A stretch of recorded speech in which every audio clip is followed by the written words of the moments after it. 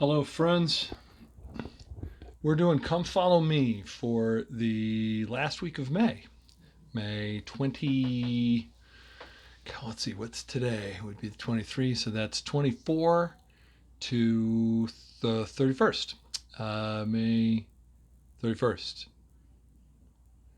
May, June, 30 days. There's only 30 days in May. May 30th. Okay, so it's the 24th to the 30th, and we are reading Mosiah chapter 29, and then the first four chapters of Alma. We get to start with Mosiah chapter 29, where Mosiah is going to make a speech about how he thinks they should change the governmental system to make it, I don't know, more fair is the wrong term probably, but um, more, well, you'll see. Chapter 29. Now, when Mosiah had done all this, he sent out throughout all the land among all the people, desiring to know their will concerning who should be their king. And it came to pass that the voice of the people came, saying, We are desirous that Aaron thy son should be our king and our ruler. Now Aaron had gone up to the land of Nephi. Therefore the king could not confer the kingdom upon him, neither would Aaron take upon him the kingdom, neither were any of the sons of Mosiah willing to take upon them the kingdom.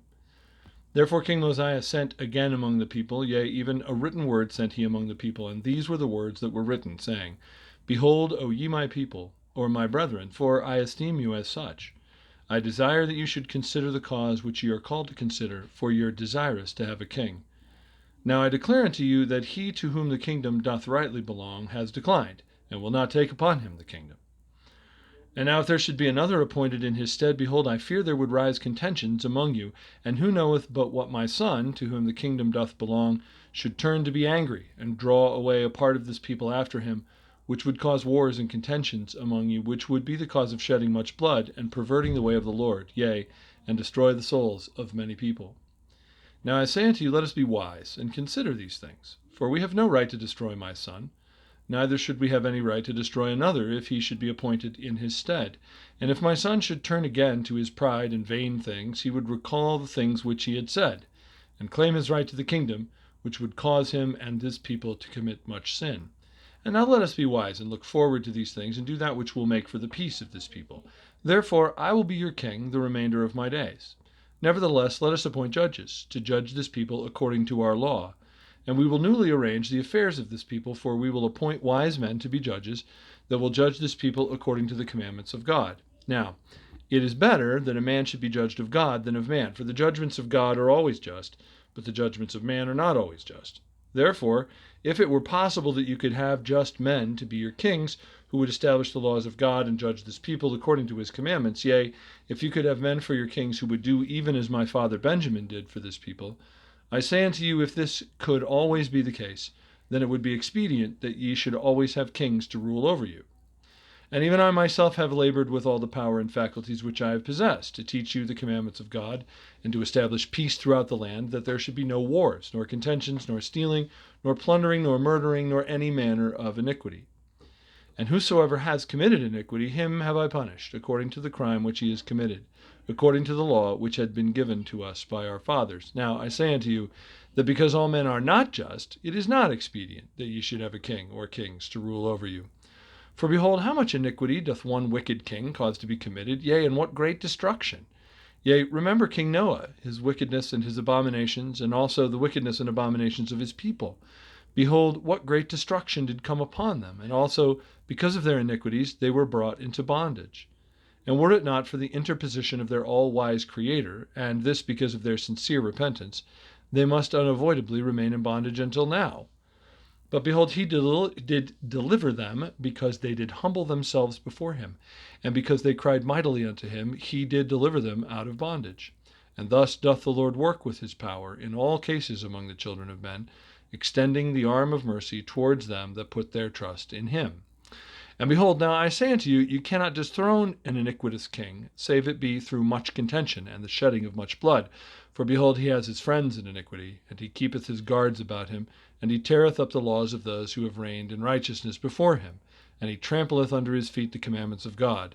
And he enacteth laws, and sendeth them forth among his people, yea, laws after the manner of his own wickedness. And whosoever doth not obey his laws, he causeth to be destroyed. And whosoever doth rebel against him, he will send his armies against them to war. And if he can, he will destroy them. And thus an unrighteous king doth pervert the ways of all righteousness. And now behold, I say unto you, it is not expedient that such abominations should come upon you. Therefore choose you by the voice of this people judges, that ye may be judged according to the laws which have been given you by our fathers, which are correct, and which were given them by the hand of the Lord. Now it is not common that the voice of the people desireth anything contrary to that which is right. But it is common for the lesser part of the people to desire that which is not right. Therefore this shall ye observe, and make it your law, to do your business by the voice of the people. Now this sounds really familiar to us as not just as members of the church, but as people who grew up, the vast majority of us, in the United States of America, or in countries in which have been heavily influenced by the principles of liberty set down in the Constitution in 1787. So this sounds perfectly normal to us. Of course, absolutely. We should vote. The voice of the people should be how we do all our business. Yeah, well, this is not so common in the ancient world. In fact, this is next to unheard of in the ancient world. There's only a couple of civilizations in all of human history before you get to the Constitution after the American Revolution, where you have a group of people who have decided to govern their country, any size of a country, by the voice of the people instead of having some kind of a ruler. So this is pretty radical stuff. I think that's why he's taking so long to kind of explain how he thinks this is going to work, because this would have sounded very new and very radical to these people. Verse 27, and if the time comes that the voice of the people doth choose iniquity, then is the time that the judgments of God will come upon you. Yea, then is the time he will visit you with great destruction, even as he has hitherto visited this land. And now if ye have judges, and they do not judge you according to the law which has been given, you can cause that they may be judged of a higher judge. If your higher judges do not judge righteous judgments, ye shall cause that a smaller number of your lower judges should be gathered together, and they shall judge your higher judges, according to the voice of the people. And I command you to do these things in the fear of the Lord, and I command you to do these things in that ye have no king, that if these people commit sins and iniquities, they shall be answered on their own heads. Now, we're about to go into kind of an argument here, which sometimes gets misinterpreted, so I'm going to try to walk you through what I think it means here, because I think what he's talking about here is really a radical, amazing, fantastic concept, not just of government, but how government and the gospel go together. But the reasoning's really tight here, so we're going to have to work together to see if we can come up with this. Okay, so here we go.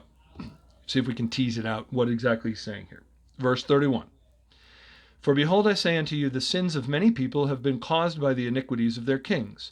Therefore the iniquities are answered upon the heads of their kings. There's been a long argument in world history about whether kings are responsible for the sins committed by the people while they are king, or whether the people are responsible for their own sins. Shakespeare argued in Henry V that, had King Henry argue in Henry V, that every man's soul's his own, and that he's responsible for his own sins. Just following orders, in other words, doesn't work. You have to exercise your own conscience. But I think it's more complicated than that. In a kingdom, the king is sovereign. He is the one, he has all the power, all the rights. Everybody does whatever they do by the grace of the king. The king owns everything and everyone. That's how monarchies work. There's one person who's in charge of everything. And if he's not necessarily in charge, then at least he's responsible for, owns, is the steward of everything. Mosiah seems to be saying here that exactly what I'm talking about. Under a king, the king is sovereign. He has the power of choice. Everyone else swears loyalty to the king, and by virtue of that oath, whatever they do according to the orders of the king, that's the king's fault, not their fault. You can think about that however you want, but clearly this is how the people of Mosiah read this philosophy, and I think it's worth paying attention to, because the rest of his argument sort of depends on that. Now we go to verse 32. And now I desire that this inequality should be no more in this land, especially among this my people, but I desire that this land may be a land of liberty, and every man may enjoy his rights and privileges alike, so long as the Lord sees fit that we may live and inherit the land, yea, even as long as any of our posterity remains upon the land. Under the system of judges, the equality that you get is not necessarily between the judges and the people, that everybody's equal. That's not entirely what he means here. What he means is that at this point, every man is going to be granted his own agency. Under the king, man, you didn't really have it. Agency belonged to the king and the king only. But now, under the judges, since we're going to do everything by the voice of the people, everybody gets his own agency and is then going to be responsible for his own sins. This is going to make more sense here in just a second, because this is really big for Mosiah. 33, and many more things did King Mosiah write unto them, unfolding unto them all the trials and troubles of a righteous king, yea, all the travails of soul for their people, and also the murmurings of the people to their king, and he explained it all unto them. And he told them that these things ought not to be, but that the burden should come upon all the people, that every man might bear his part.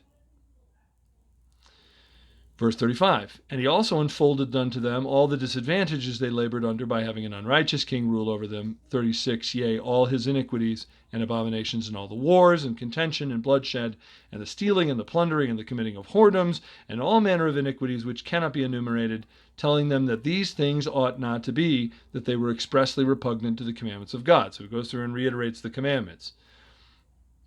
37, we'll see how this goes down with the people. And now it came to pass, after King Mosiah had sent these things forth among the people, they were convinced of the truth of his words. Therefore they relinquished their desires for a king, and became exceedingly anxious that every man should have an equal chance throughout all the land. Yea, and every man expressed a willingness to answer for his own sins.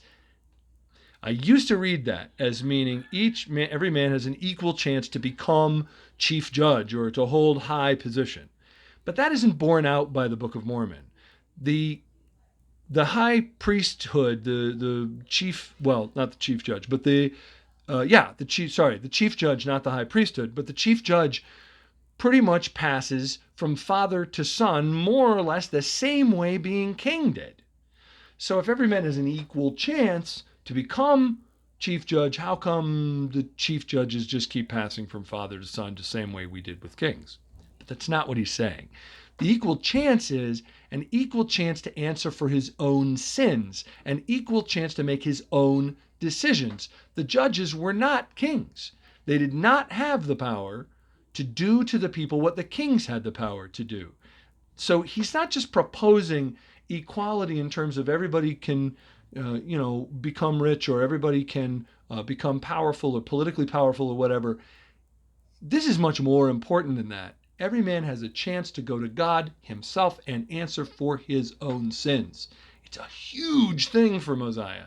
And it should be a huge thing for us too, because we live in a country where this is sort of the air that we breathe. Everyone is able under this governmental system to exercise his own agency and answer for his own sins. It's a magnificent thing, and it's only really existed for about the last 250 years. Essentially, before this, no one that lived on the earth ever had this opportunity. It's an amazing thing that we should be grateful for every day, and that has been poured out now on the vast majority of all the people who live on the earth. They live in a system where they have an opportunity to answer for their own sins and to grow, to be like Father as rapidly as they wish. It's a marvelous thing. Verse 39, therefore it came to pass that they assembled themselves together in bodies throughout the land to cast in their voices concerning who should be their judges, to judge them according to the law which had been given them. And they were exceedingly rejoiced because of the liberty which had been granted unto them. And they did wax strong in love toward Mosiah. Yea, they did esteem him more than any other man. For they did not look upon him as a tyrant who was seeking for gain, yea, for that lucre which doth corrupt the soul. For he had not exacted riches of them, neither had he delighted in the shedding of blood, but he had established peace in the land, and he had granted unto his people that they should be delivered from all manner of bondage. Therefore they did esteem him, yea, exceedingly, beyond measure. And it came to pass that they did appoint judges to rule over them, or to judge them according to the law, and this they did throughout all the land. And it came to pass that Alma was appointed to be the first chief judge, he being also the high priest, his father having conferred the office upon him, and having given him the charge concerning all the affairs of the church. Now this is Alma the younger we're talking about. And now it came to pass that Alma did walk in the ways of the Lord, and he did keep his commandments, and he did judge righteous judgments, and there was continual peace throughout the land. And thus commenced the reign of the judges throughout all the land of Zarahemla, among all the people who were called the Nephites. And Alma was the first and chief judge. And now it came to pass that his father died, being 82 years old, having lived to fulfill the commandments of God. And it came to pass that Mosiah died also in the 33rd year of his reign, being 63 years old, making in the whole 509 years from the time Lehi left Jerusalem. And thus ended the reign of the kings over the people of Nephi, and thus ended the days of Alma, who was the founder of their church.